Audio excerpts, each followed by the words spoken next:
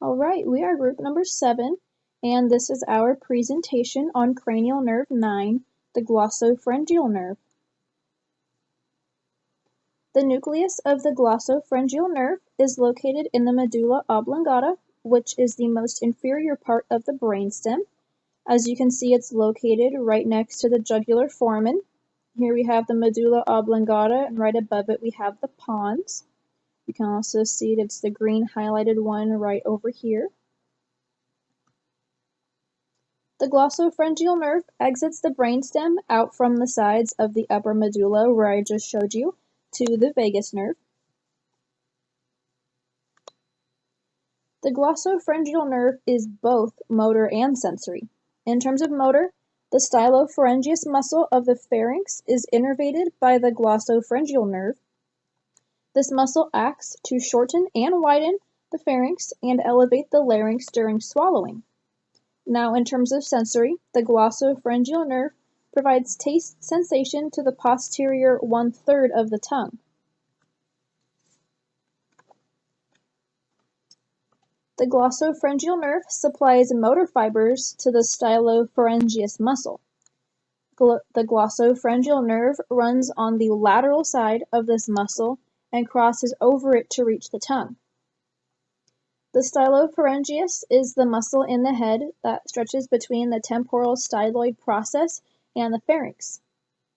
The stylopharyngeus is the only muscle in the pharynx innervated by the glossopharyngeal nerve, otherwise known as cranial nerve 9, and is done by its single motor branch, which supplies special visceral efferent fibers to it.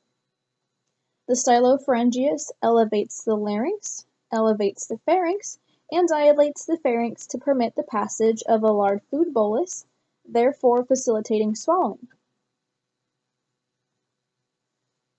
The main functions of the glossopharyngeal nerve are initiating swallowing and the gag reflex. It controls muscles in the oral cavity and upper throat, as well as controlling the sense of taste and the production of saliva, and it also relays general sensations from the pharyngeal walls. Now, there are 5 pathways the nerve has outside of the brain. The first is the special sensory branch, which provides taste sensation from the taste buds located in the posterior third of the tongue. The second is the visceral sensory branch, which carries information from the sinuses in the face and the body.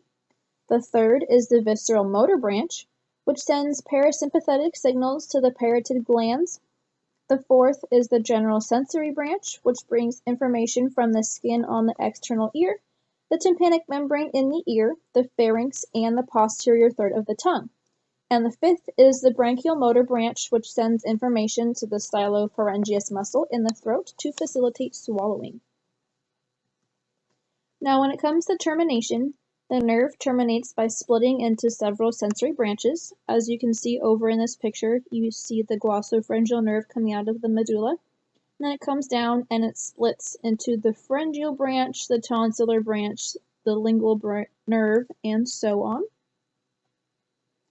Consequences of the glossopharyngeal nerve damage. It can cause sensory problems such as a loss of bitter and sour taste, motor problems such as trouble swallowing, which is a big problem, speech, improper speech resonance, and phonation, since the glossopharyngeal nerve shapes the pharynx into appropriate positions that are required to correctly produce various phonemes. It can also cause issues with impaired sensation over the posterior 1/3 of the tongue, palate, and pharynx, as well as an absent gag reflex and dysfunction of the parotid gland. Now here we have a video for you to show you 2 ladies' versions of the glossopharyngeal nerve test. Hopefully it will help you explain a little more what we're talking about.